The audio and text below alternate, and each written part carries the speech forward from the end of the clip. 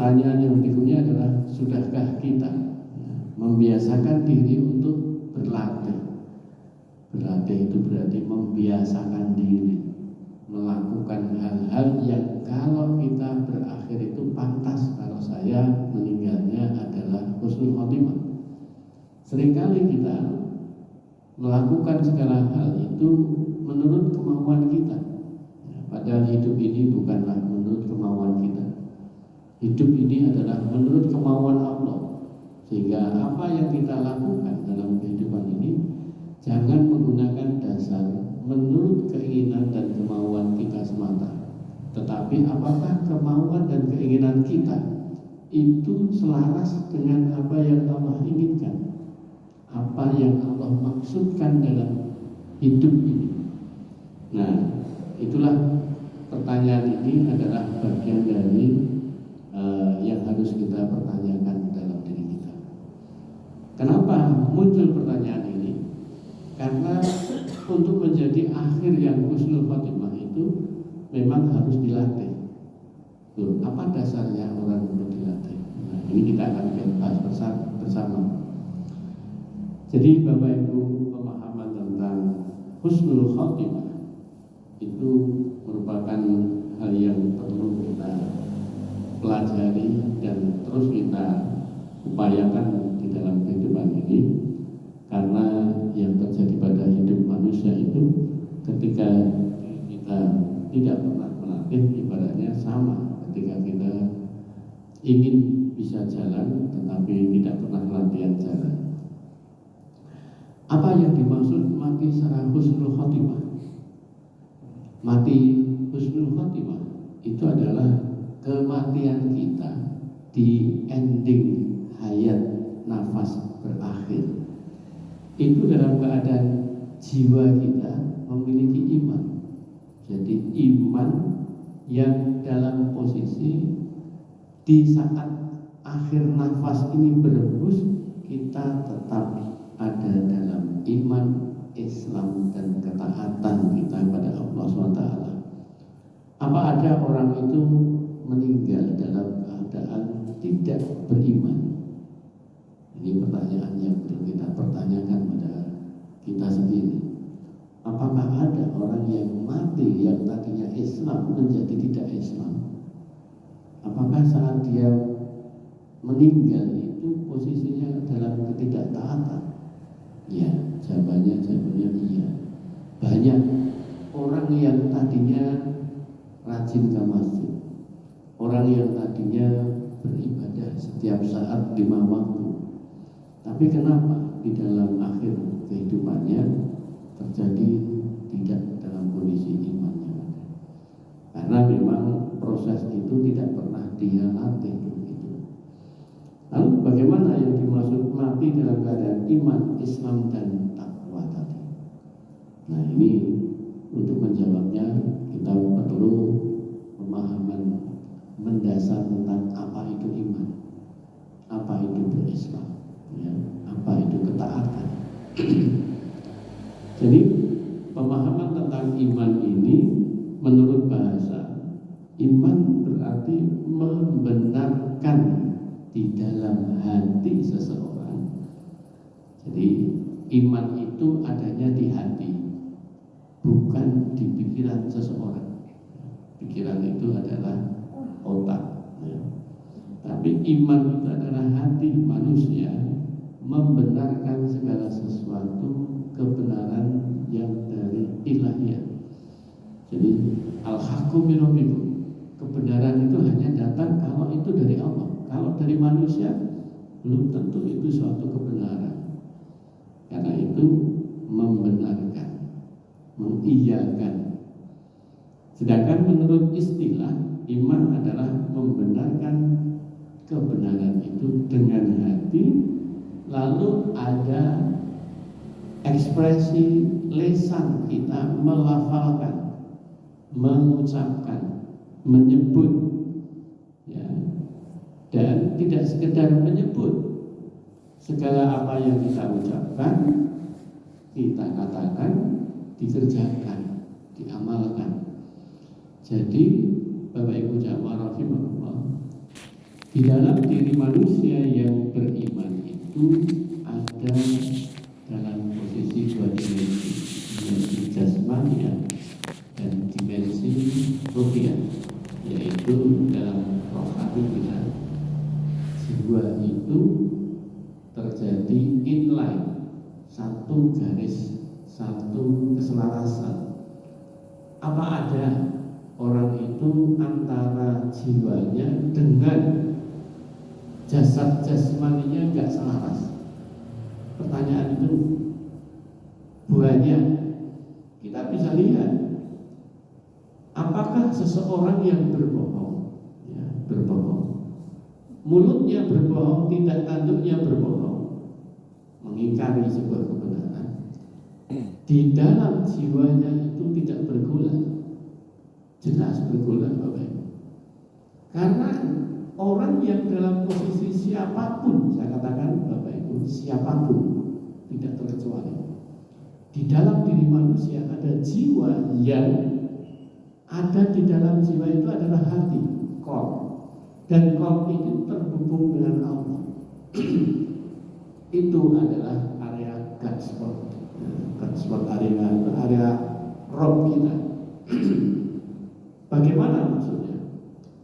Yaitu manusia yang senantiasa di dalam diri manusia itu ada konektivitas terhubungnya Allah dengan kita, yang selalu membisikkan segala bisikan-bisikan kebaikan untuk kita. Maka pernah saya sampaikan, di dalam diri kita itu ada inner voice, ada bisikan. Ada bisikan yang dari otak kita, yang berupa pikiran, itu dari sirkuit memori kita. Tapi ada pula bisikan dari hati kita, yang ketika hati itu bersih, maka konektivitas kita dengan Allah terhubung dengan baik, maka yang namanya hati kita itu bisa menuntun perilaku, menuntun otak kita untuk berpikir dan bertindak dalam kebaikan. Tetapi bagaimana yang terjadi? Ketika hati itu kotor, maka kotoran hati inilah yang kemudian cahaya ilahi atau bisikan dari Allah itu ada tertutupi, sehingga yang terjadi justru iblis yang membisikkan kepada kita. Sama-sama dari hati yang satu kotor. Lalu bagaimana ketika terjadi bagian kita ini, ketika seseorang ada hati yang kotor tadi? Hati yang kotor itu karena namanya kotoran, itu mesti ada di antaranya celah-celah, di antara debu yang menempel tadi. Maka bagian debu-debu yang ada di antara celah itu ada yang bisa dimasuki cahaya ilahi.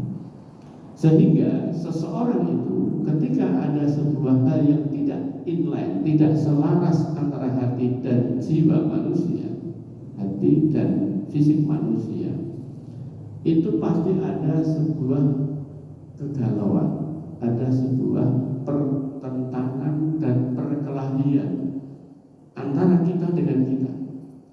Itu yang saya sering sebut dengan adanya perang batin, ya. Jadi Bapak Ibu, ketika kita berbuat sesuatu hal yang buruk, hati membisikkan sekalipun kotor, ada celah di situ yang kemudian membisikkan pada kita, itu nggak benar, itu jangan, itu dosa. Itu bisikan yang ada dari Allah tadi, karena dia hanya berupa celah-celah sedikit-sedikit saja, maka yang terjadi dominasi jiwa yang kotor tadi, iblislah yang masuk. Akhirnya dijawab, nggak apa-apa, nggak ada yang lain. Kemudian ya sekali-kali nggak apa-apa. Itu Bapak Ibu.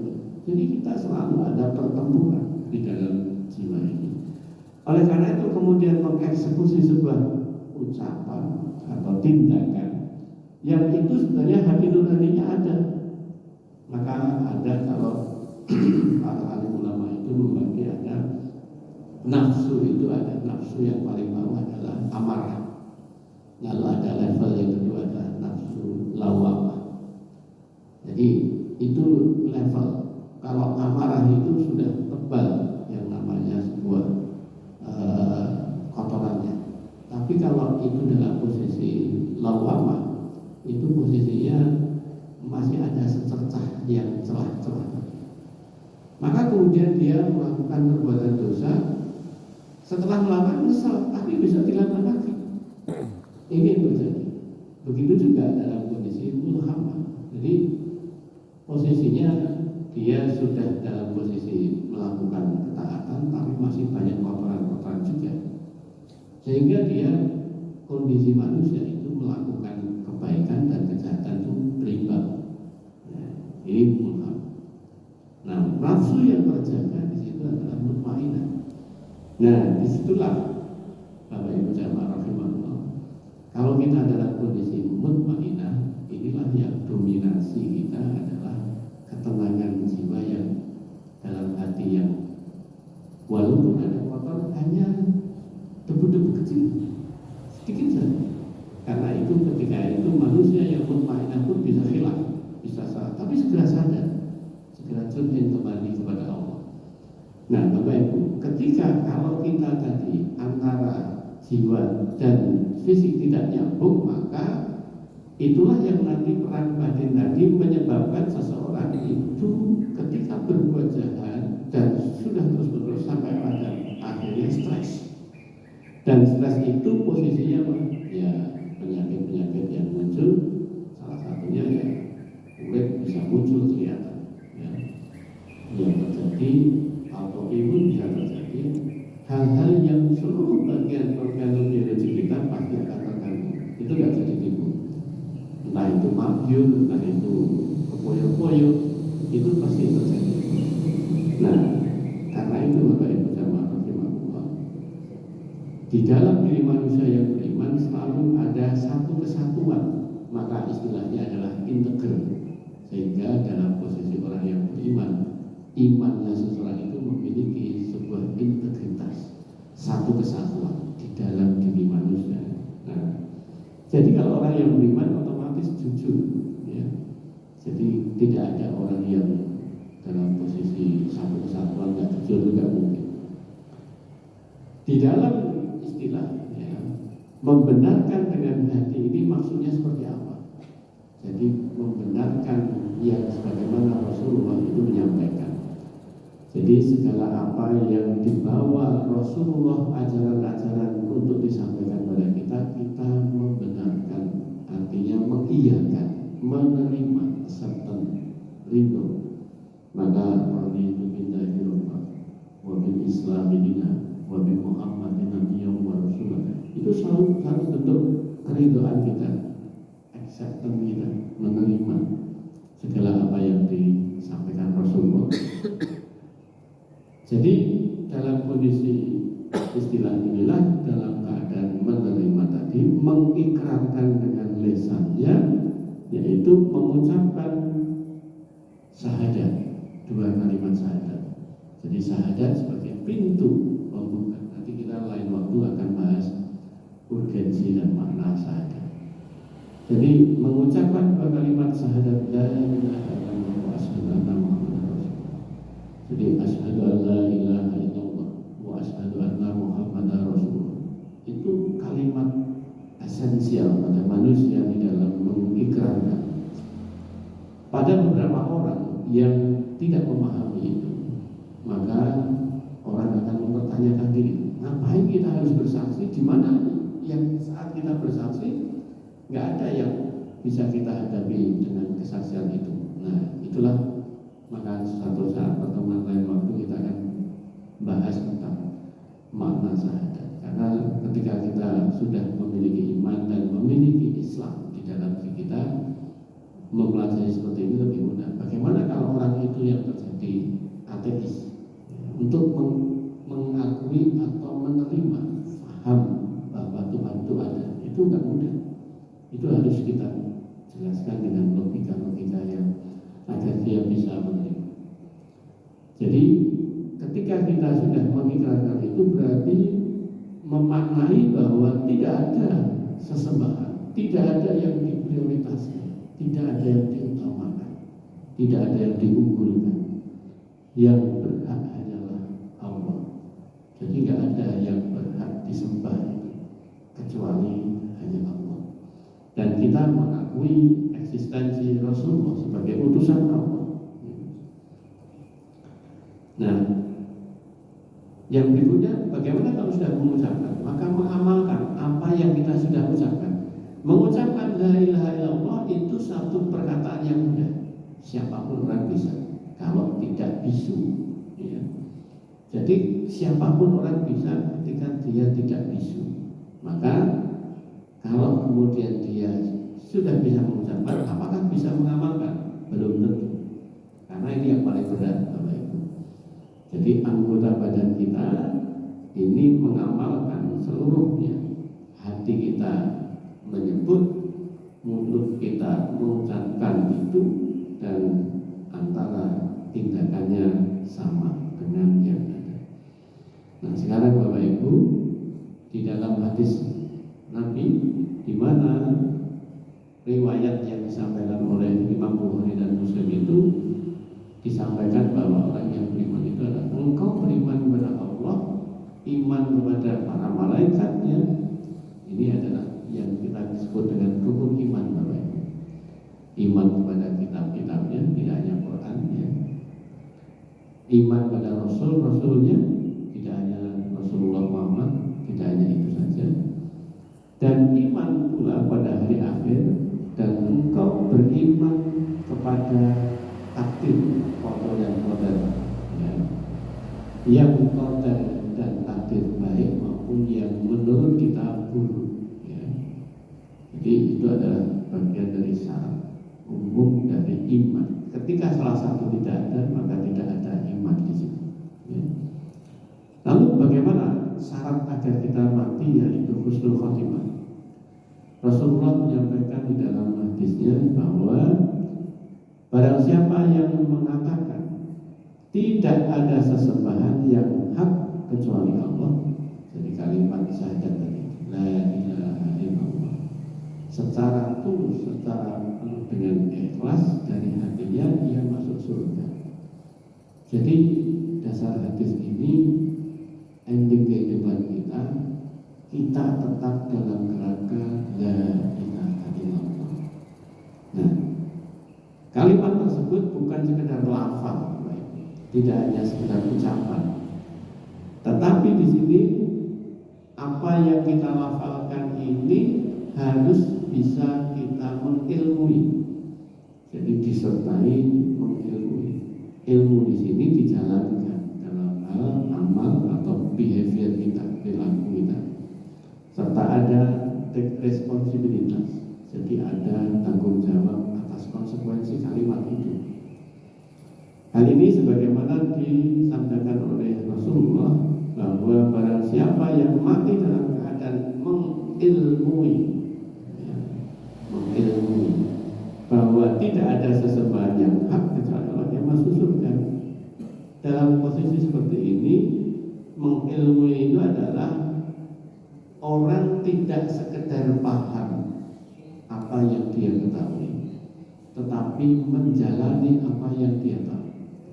Bapak Ibu, knowledge itu belum tentu menjadi behavior, ya. Pengetahuan yang ada di otak kita itu belum tentu kita lakukan, kita amalkan. Maka doa kita setiap pagi selalu kita doa, Allahumma inni as'aluka ilman nafi'an wa rizqan thayyiban wa amalan mutaqabbal. Itu ilmu yang dalam posisi manfaat itu adalah ilmu yang kita amalkan. Gak ada sebuah ilmu yang bermanfaat kalau gak ada sebuah amal, ya. Nah, mengilmu itu mengamalkan segala yang dia tahu. Bapak Ibu jamaah rahimahullah, hadis yang senada juga disampaikan di sini dari riwayat Abu Daud. Barang siapa yang berakhir perkataannya sebelum meninggal dunia adalah la ilaha illallah, maka dia masuk surga. Jadi kalimat ini, pertanyaannya, kita bisakah meninggal dalam nafas terakhir kita masih la ilaha illallah? Lalu ada dia sebelum mati itu koma, koma. Pada saat koma terus mati, apa dia bisa mengucapkan itu, Bapak? Ya jelas nggak bisa. Yang dihitung bukan pada saat nggak sadarnya, Bapak. Karena nggak sadar itu adalah sesuatunya semuanya makfu, dimaafkan, tidak dihitung. Sebuah hisab manusia itu adalah ketika dia punya kesadaran. Ya, jadi Bapak Ibu, ketika seseorang tidak sadar itu nggak boleh sholat. Ya. Orang yang terganggu jiwanya dalam kondisi seperti itu, dia tidak kena hukum wajib ibadah. Nah karena itu seseorang pada saat sebelum koma tadi, bagaimana dia mengucapkan? Ada sebuah peristiwa. Ketika seseorang ini masih sadar dalam keadaan kena serangan stroke, lalu kemudian dia emosional, ya, masih emosional. Setelah itu koma, bagaimana? Ini karena secara logika, kalau orang ini dalam keadaan emosional berarti itu menihilkan amal karena emosi. Tapi kemudian dari kondisi emosi itu kok terus mati, nah ini kemungkinan besar bisa suul khotimah, Bapak. Karena endingnya adalah keburukan. Ya. Tapi ketika dia endingnya dalam kondisi masih bisa sadar diri untuk tetap mutmainah dalam kondisi yang dia kemudian malah mengakhirkan akhirnya adalah kebaikan yang muncul. Nah maka Bapak Ibu, tadi yang saya sebutkan apa yang dimaksud mengilmui tadi, kecuali hanya Allah tadi, yaitu ketika kita memahami apa yang kita tahu la ilaha illallah ini, kita menambatkan, mengikatkan, melekatkan diri kita, jiwa ini kepada Allah, selalu manter bahasa Jawanya. Jadi kalimat syahadat ini sebagai guidance kita untuk bergerak di kehidupan ini. Orang bisa mengucapkan kalimat la ilaha illallah syahadat setiap hari di saat tahiyat, ya. Tapi dalam hidupnya tak pernah melakukan ini, mengamalkan ini. Buktinya banyak orang yang sholat tapi masih berbuat maksiat, masih berbuat sesuatu yang jelas-jelas jahat. Ya. Banyak apa tidak kira-kira Bapak? Banyak. Karena dia itu bukan sholatnya membuat dia mencegah perbuatan keji dan mungkar. Keji dan mungkar tetap dia lakukan. Nah itu berarti dia belum sholat, belum mengilmui. Jadi perkara mengilmui ini bukan perkara mudah, bukan karena dia punya gelar banyak, bukan. Maka disinilah saya sampaikan kegagalan orang untuk bisa husnul khotimah bagi kita semua sering disebabkan oleh hal-hal sepele, yaitu karena kita tidak mempunyai mengilmui ini, ya, saat sampai detik ajal kita. Ibu dan Bapak, seorang pendaki gunung Mount Everest itu ketika ditanya oleh wartawan setelah dia bisa menaklukkan puncak gunung itu, dia ditanya, apa yang Anda punya rasa takut selama ini ketika Anda mau naik gunung? Pertanyaan itu dijawab di luar dugaan kita.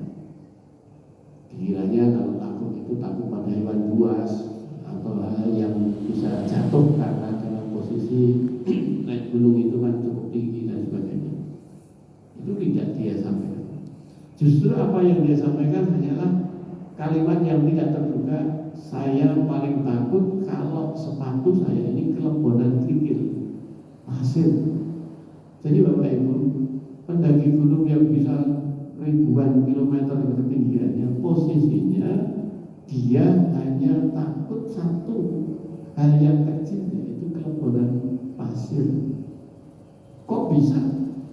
Yang ditakuti hanya hal yang sederhana. Iya, karena sesuatu yang kecil, yang sederhana itulah yang bisa menggelincirkan saya ke tempat hal yang sangat membuat saya celaka. Kenapa? bagian dari pasir tadi masuk ke celah kuku kita, itu sudah membuat kuku saya bengkak dan tidak bisa jalan. Betul atau tidak Bapak Ibu? Jadi kita ini bisa celaka, bisa hancur kita, itu hanya karena hal-hal sepele yang ada dalam kehidupan kita.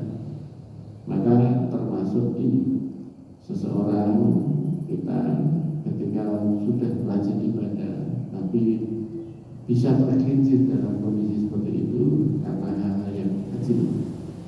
Oleh sebab itu tidak mampu mengilmi syahadat ini, kita bisa tumbang. Pertanyaannya, faktornya apa saja yang menyebabkan kita tumbang tadi dan tidak mengilmui? Nah, ini yang sering saya sampaikan. Perkara terjadinya akhir yang ada ini kan nasib kita, ya. Maka Bapak Ibu, nasib kita ini terjadi ini akibat dari rentetan panjang. Rentetan panjang apa? Rentetan panjang dari hati kita yang selalu tidak kita jaga, atau hati kita yang terjaga dari kebersihannya. Jadi menjaga hati yang bersih itu bagian dari mendesain nasib kita ke depan jadi akhir yang husnul khotimah. Jadi akhir husnul khotimah di sini, hati kita nanti akan menuntun otak kita untuk bisa berpikir yang baik. Jadi kalau hatinya kotor, pikirannya pasti kotor. Ini sebuah kepastian Bapak Ibu, karena ini bagian dari takdir Allah. Takdir Allah itu adalah ada bagian hukum yang namanya sebab akibat. Itu sesuatu yang namanya sunatullah. Sehingga tidak mungkin perasaannya, hatinya kotor, pikirannya baik, tidak mungkin. Ya. Kenapa? Karena itu bagian ketentuan yang Allah tetapkan. Dan pikiran yang baik mesti akan melahirkan tindakan yang namanya ucapan, gerakan, semua pasti baik. Jadi mulut kita ini ngomong apa, itu sebetulnya mencerminkan hati kita apa, ya. Jadi kita bisa dilihat dari apa yang kita ucapkan. Itu bisa terbaca pikiran kita seperti apa, hati kita sedang seperti apa. Nah, tindakan seseorang itu tidak mungkin sekali, pasti akan dilakukan berulang. Dan berulang itulah yang jadi sebuah kebiasaan Bapak Ibu. Dan kebiasaan ini dalam tempo waktu yang lama itu yang membentuk karakter. Jadi karakter inilah yang ada dalam diri kita, menjadikan nasib kita baik atau buruk. Kalau karakternya baik, nasib kita baik. Kalau kita karakternya baik, akhirnya husnul khotimah. Kenapa sebabnya? Nah, kalau kita ini membiasakan diri mengilmui setiap saat ini, orang yang sering katakan dengan istilah mendarah daging, Bapak Ibu. Jadi kalau sudah mendarah daging itu artinya sudah mengakumulasi, ikatannya itu kovalen, nggak bisa dipisah. Jadi Bapak Ibu, ada 4 hal yang kemarin saya sampaikan dalam vlog saya itu. Harta, keluarga, apapun yang kita punya klaim untuk memilikinya, semua itu bisa dicuri orang dan orang bisa mengeliminasi kita. Pekerjaan, profesi itu kita bisa hilang. Betul atau tidak? Harta benda itu semua akan hilang. Yang namanya 4 hal tidak akan pernah orang bisa curi dan tidak akan pernah orang bisa menggantikan. Apa itu? Yang pertama adalah mindset. Ya, jadi mindset, pola pikir kita.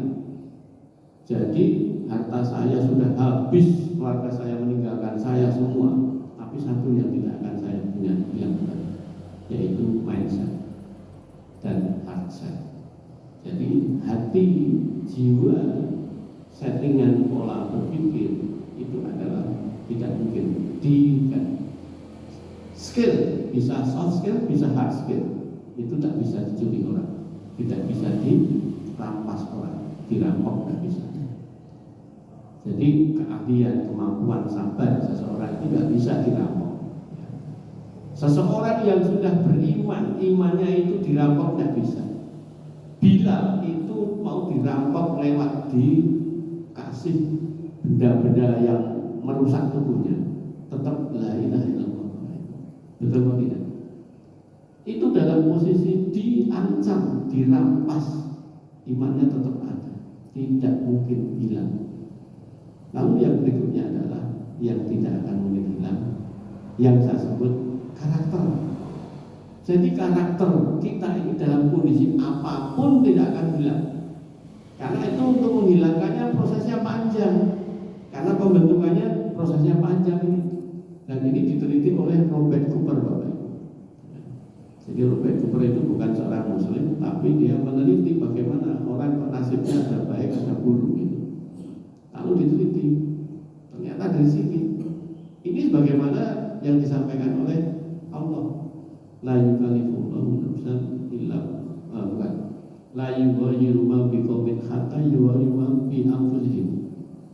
Jadi orang itu tidak akan dirubah nasibnya kecuali dia mengubah apa yang ada dalam mindsetnya, yang ada dalam diri manusia. Nah, jadi Bapak Ibu, kuasai perasaan kita, karena itu hati, pikiran, dan seluruhnya itu kendali ada pada kita. Sehingga kita nanti husnul khotimah atau su'ul khotimah itu kendali ada di kita. Karena ini takdir Allah yang Allah sudah menakdirkan pada kita punya free will, punya kebebasan bersikap, punya kebebasan bertindak, disuruh pilih. Ini kalau kamu begini husnul, kamu kalau begini su'ul. Jadi sudah ada sebab akibat yang Allah sampaikan pada kita untuk suruh memilih. Nah, sekarang masalah yang jadi faktornya Bapak Ibu, ini perkara harian. Jadi faktor yang sering menggelincirkan kita, ini kita seringkali ada orang yang memang nggak tahu, nggak pernah ikut kajian seperti ini kan, kita nggak tahu, nggak ada ilmunya. Tapi ada juga yang ikut kajian tapi nggak mau tahu. Betul tidak Bapak Ibu? Jadi tidak mau tahu itu adalah ngerti ning rausan. Ini kayak orang Yahudi. Yahudi itu kan nggak mau tahu. Dia tahu tapi nggak mau tahu. Jadi nggak tahu dan nggak mau tahunya tentang apa? Tentang ikhlas. Jadi kalau orang itu dalam keadaan tidak membiasakan ikhlas karena Allah, itu pasti, ya, saya katakan pasti tidak akan bisa husnul khotimah. Kenapa sebabnya? Karena di dalam Quran sendiri yang namanya peristiwa iblis itu bisa mengganggu siapapun orangnya, kecuali dia sudah menyampaikan pada Allah, kecuali orang-orang yang mukhlis. Orang yang ikhlas dia sudah katakan. Jadi menyatakan diri pada Allah, mengakui semua orang anak Adam dan turunannya itu akan saya goda, semua akan berhasil kecuali satu, orang yang ikhlas. Nah, jadi perebutan akhir su'ul dan husnul ini, iblis bermain di posisi injury time, Bapak Ibu. Injury time kita adalah saat sakaratul maut tiba. Jadi kesalahan yang sering terjadi pada kita ini karena ada habit membiasakan diri salah niat. Salah niatnya bagaimana? Apa yang kita kerjakan niat bukan karena Allah, Bapak Ibu. Ini perkara latihan husnul khotimah ini dimulai dari sini. Jadi kalau kita biasa pakai rapenaan, ya, nggak bisa mengatakan tidak, itu bahaya, Bapak Ibu. Ya. Kalau kemarin saya sampaikan di radio Nabawiyah itu, jangan sampai kita menjadi orang yang people pleasure. People pleasure itu adalah kita berbuat baik. Apapun yang itu, perbuatan baik itu kita banyak dan berkorbannya nggak main-main. Tapi ingat, apa yang saya kerjakan itu karena hanya satu, kasihan sama orang itu, dan agar saya dilihat jadi orang yang punya kapasitas kedermawanan, kapasitas pengorbanan yang tinggi. Dan itu orang seperti ini dipermainkan oleh orang-orang. sehingga dimanfaatkan. Saat dia terjadi sebuah kesulitan, nggak ada orang yang peduli karena dia sudah menjatuhkan dirinya tidak berharga. Jadi kalau dia bantu itu ya memang dia kamu harus bantu gitu. Coba lihat, itu kan perbuatannya perbuatan baik. Tapi di dalam eksistensi jiwanya sama sekali tidak menunjukkan dia adalah orang yang baik. Maka saya sampaikan, menjadi orang itu jangan hanya cukup menjadi orang baik, tapi menjadi orang yang bijak. Orang yang bijak itu pasti baik, melakukan sesuatu pada posisi untuk kebaikan. Dia bisa tepat untuk mengatakan ya, bisa tepat pada saat harus mengatakan tidak. Jadi unsur pekewuh, rapenaan, tekanan itu hilang karena apa? Semua hanya kata Allah. Kalau memang itu disampaikan ya disampaikan. Kalau itu nggak benar, nggak benar. Mengatakan saya mau, tidak mau sudah. Itu menjadi orang punya harga, punya nilai di hadapan seseorang. Nggak bisa orang memainkan. Karena orang yang ikhlas itu nggak ada yang ditakuti kecuali hanya satu, takut pada Allah. Jadi mau orang mau melabelkan apa kepada kita, no way, tidak ada urusan.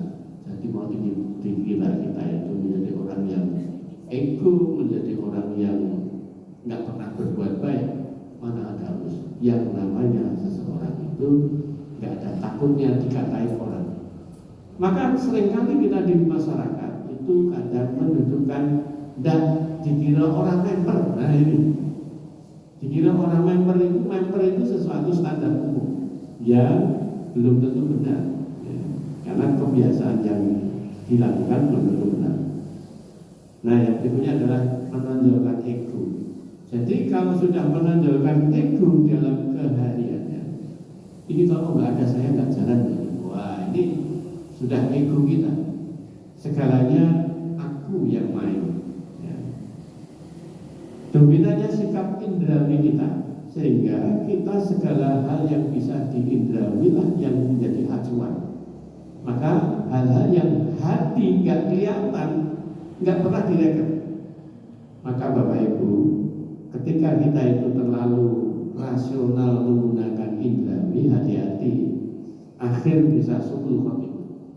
Karena tidak mudah meyakini sesuatu yang tidak kelihatan. Jadi kita selalu melakukan amal-amal ibadah-ibadah yang sifatnya kelihatan. Amal ibadah yang tidak kelihatan nggak pernah kita lakukan. Dia baik kalau banyak orang. Kalau nggak ada orang, dia nggak berbuat baik. Betul atau tidak? Jadi yang nggak kelihatan itu justru itu yang menentukan. Yang berikutnya adalah ketidaktahuan dan tidak mau tahu lebih tentang ikhlas. Indikatornya apa? Di sini Bapak Ibu. Jadi orang ingin diapresiasi, mudah sekali untuk bisa di like atau dikasih jempol. Dia berbuat baik, kalau kemudian tidak diapresiasi, nggak melakukan lagi dia. Buat apa saya mengerjakan ini kalau nggak ada diapresiasi? Nah ini ciri seseorang berarti orientasinya bukan la ilaha illallah. Maka diri kita tidak akan pernah bisa kecewa kalau kita ini apa-apa urusannya bersandar pada Allah, Allahu Subhanahu.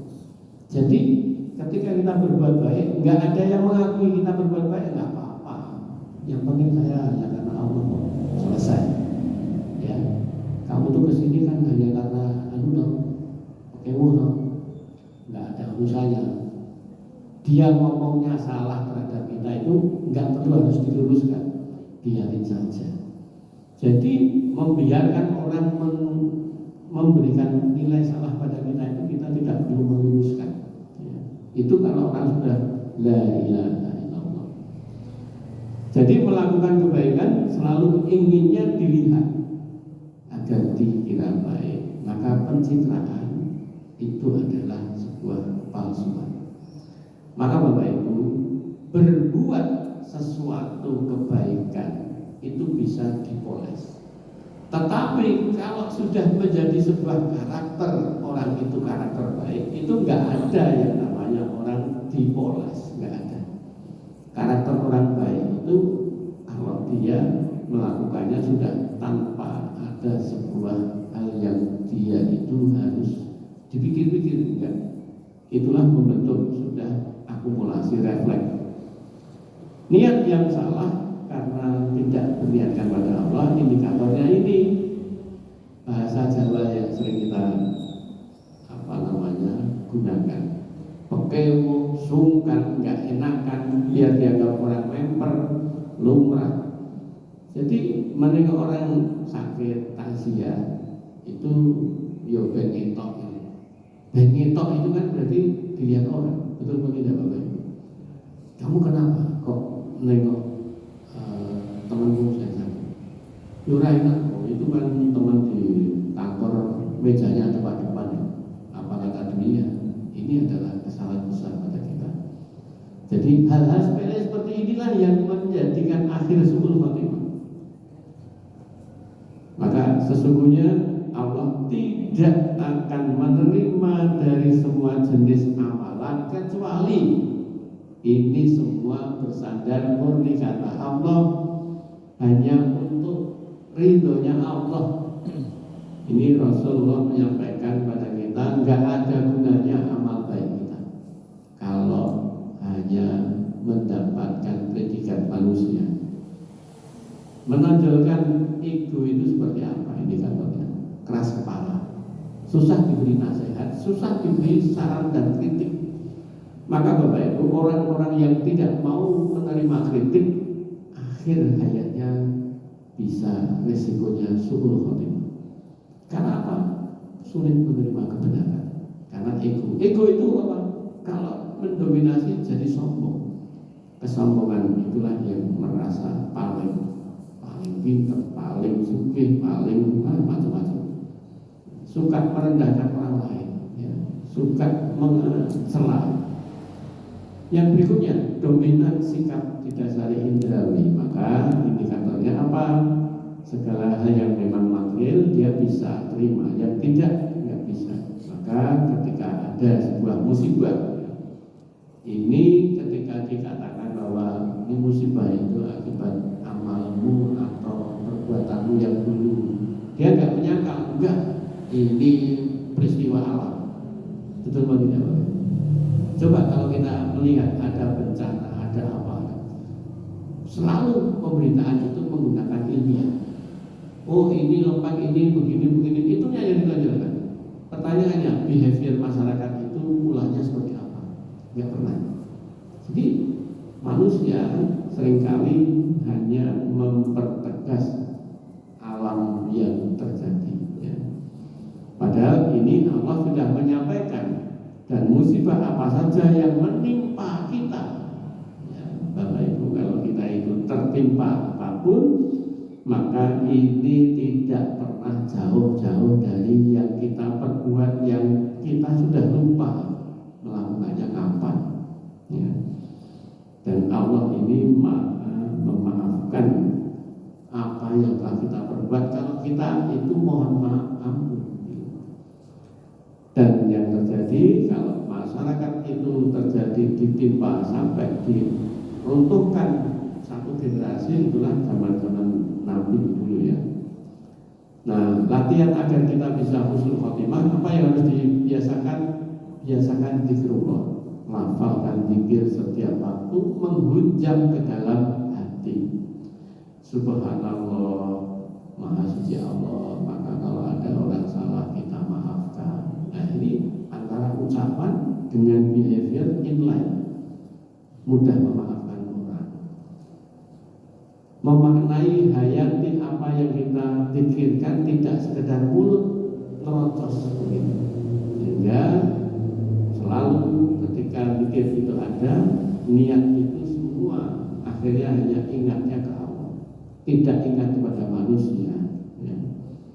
Perbanyak baca Quran, karena itu bagian dari zikrullah kita, agar supaya hati ini tercerahkan.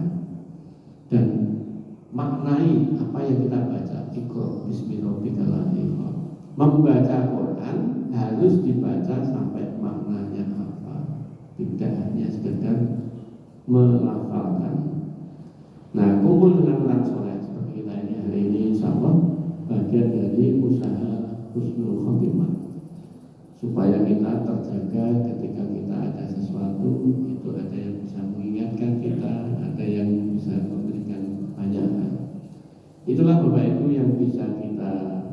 dilakukan dengan sepele tapi perlu rutinitas, istiqomah, sehingga kita berdoa pada Allah agar kita nanti diakhirkan dalam kondisi husnul khotimah. Amin ya rabbal alamin. Demikian Bapak Ibu, apa yang saya sampaikan kalau ada benarnya itu semua datang dari Allah SWT.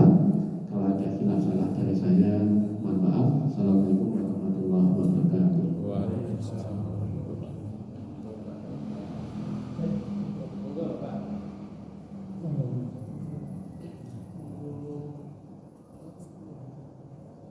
Izin menyampaikan, apakah saya boleh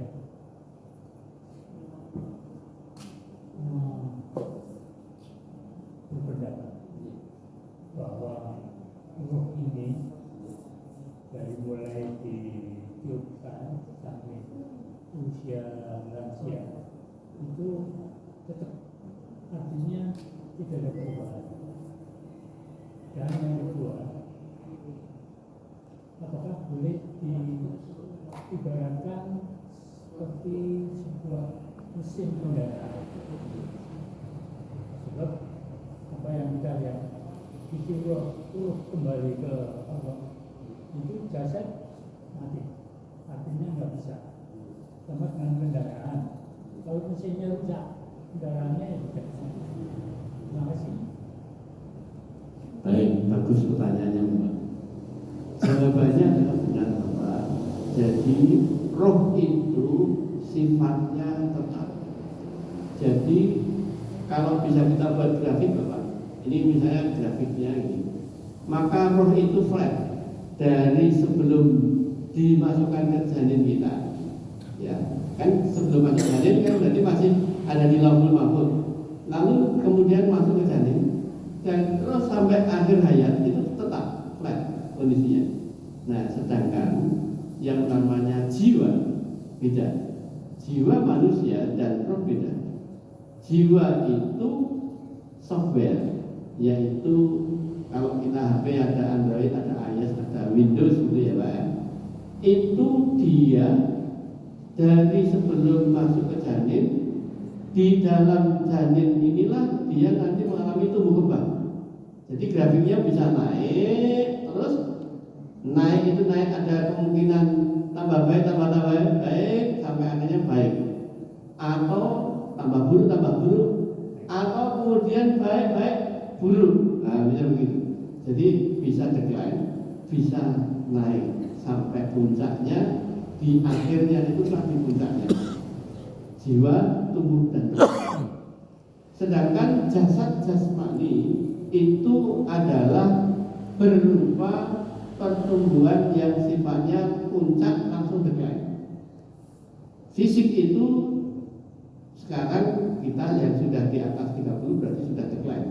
Jadi puncaknya di usia 30 Pak, fisik kita secara fisiologis. Ilmu medis mengatakan tubuh manusia fisiknya itu terbaik adalah 30. Dan disitulah itu salah satunya inline dengan apa yang disampaikan Rasulullah, bahwa nanti ketika kita itu di surga nggak ada orang usia 60 Pak, nggak ada orang usia 80, adanya 30 Pak. Artinya kondisinya nggak ada yang tua, muda semua Pak. Nah, jadi kita nggak usah ribut sekarang ini udah tua enggak. Nanti kita kalau di surga itu muda semua. Nah, kondisi terbaik itu. Jadi posisinya jiwa ini harus ditumbuh kembangkan dalam dimensi waktu di dunia. Maka kalau roh itu dicabut, itu brodol, sakitnya luar biasa. Kayak janin ada di dalam rahim ibu, dikilet, dikuretasi, dikerok. Itu sakit karena dia mengakar. Itu namanya roh. Nah kalau jiwa itu hanya nempel. Sesuatu yang nempel dilepas nggak terasa. Tisu nempel di kulit, dilepas kan nggak sakit. Nah, dalam kondisi nggak ada kemelekatan, maka Bapak, kalau orang itu tidur, maka Allah menggenggam jiwa-jiwa orang yang tidur. Ini kalau saya nggak gitu. Ketika orang itu jatah hidupnya habis, maka dalam posisinya tinggal cabut nyawanya. Maka orang tidur langsung tidak bangun selamanya. itu mati dalam keadaan tidur. Ada yang posisi tidur karena jatah hidupnya posisinya dalam keadaan masih, kembalikan lagi ke dalam jasadnya. Maka kita keluar masuk saat tidur itu kan nggak sadar. Jiwa kita tidak ada di tempat, nafas masih bernapas, jantung masih berdenyut, aliran darah mengalir, tetapi jiwanya tidak di tempat. Maka orang nggak sadar dalam keadaan tidur. Kalau dalam pengertian tidurnya secara fisiologis disebut REM, dalam kondisi nyenyak, lost tidurnya. Nah, itulah bahwa manusia di dalam pertanggungjawaban kepada Allah adalah jiwa kita yang dimintai pertanggungjawaban, karena dia driver yang mengendarai jasad kita untuk dibawa kemana. Karena itu jiwa itulah yang diilhamkan berbuat wujud dan berbuat takwa. Jadi itu, maka ada free will. Kita mau pakai yang mana? Diberi kebebasan. Mau kamu gunakan potensi wujudnya, silakan. Nanti akibatnya begini. Mau menggunakan potensi takwa, silakan. Akibatnya nanti akan ini. Jadi Allah itu sudah memberikan sebuah petunjuk pada kita. Silakan berpikir, silakan memilih. Begitu Bapak. Nih, Bapak. Ya.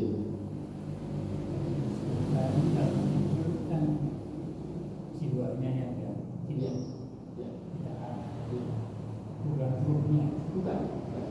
Rohnya tetap di tempat. Karena rohnya itu, fungsi roh adalah yang membuat hidup, menghidupkan jasadnya. Jadi kalau jasad diambil, organ fisik itu semua baik, ya mati, berhenti. Karena roh itu baterai Pak. HP ini, jasad fisiknya adalah ini yang kita pegang ini casing, dan mekaniknya ada. Ini jasad jasmani. Softwarenya adalah jiwanya, sehingga dia berfungsi. Ada iOS, ada Windows tadi. Nah, Androidnya ini jiwanya. Bagaimana ketika jiwa ini dikeluarkan, installnya di uninstall, dikeluarkan, kan tetap masih hidup, dinyalakan nyala, ya, tapi tidak bisa digunakan. Nah, orang dalam kondisi uninstall, jiwanya tidak di tempat, itu seperti HP tidak ada softwarenya, nggak bisa dipakai, manusia nggak ada manfaat, hidup tapi nggak ada fungsionalnya. Nah, kalau dalam posisi ada softwarenya, berarti ada fungsi berperan, bisa bermanfaat. Maka kalau jasmaninya saja yang rusak, itu nyawanya masih ada, ya tetap hidup. Maka posisi seseorang, kita lihat semuanya organnya sudah rusak, tapi dalam kondisinya rusaknya ini sampai pada posisi koma. Orang koma kan masih hidup Pak. Nah, jiwanya tidak di tempat, nyawanya masih ada, organnya masih ada yang bisa bekerja, yang untuk sampai metabolisme. Nah, itu yang kemudian kalau tinggal fungsi vitanya rusak, vital, jantungnya berhenti, ya sudah, berarti selesai, nyawanya cabut sama Allah. Begitu Bapak. Sehingga kalau mimpi itu jiwanya Ya, mimpi dalam sebuah konsep teori fisiologis itu berputarnya memori Bapak. Memori otak ini dalam keadaan istirahat, seseorang bisa terjadi aktivasi di dalam otaknya. Maka otak orang tidur di EEG itu bukan tidak ada aktivitas, ada aktivitas. Nah, sementara jiwa seseorang itu mimpi kalau konteks ruhiyah di dalam kenabian, ya, apa yang disampaikan Rasul.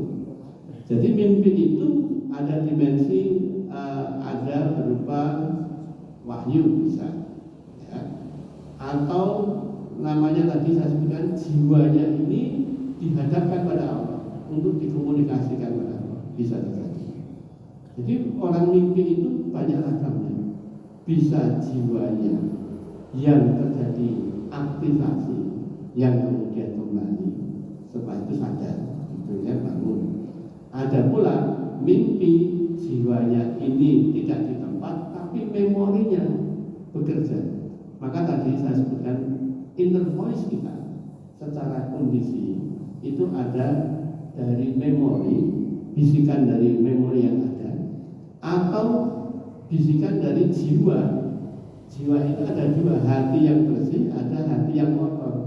Kalau hati yang bersih itu dari Allah, bisa juga dari malaikat, karena Allah bisikan di situ itu, atau dari iblis. Iblis kalau ini kotoran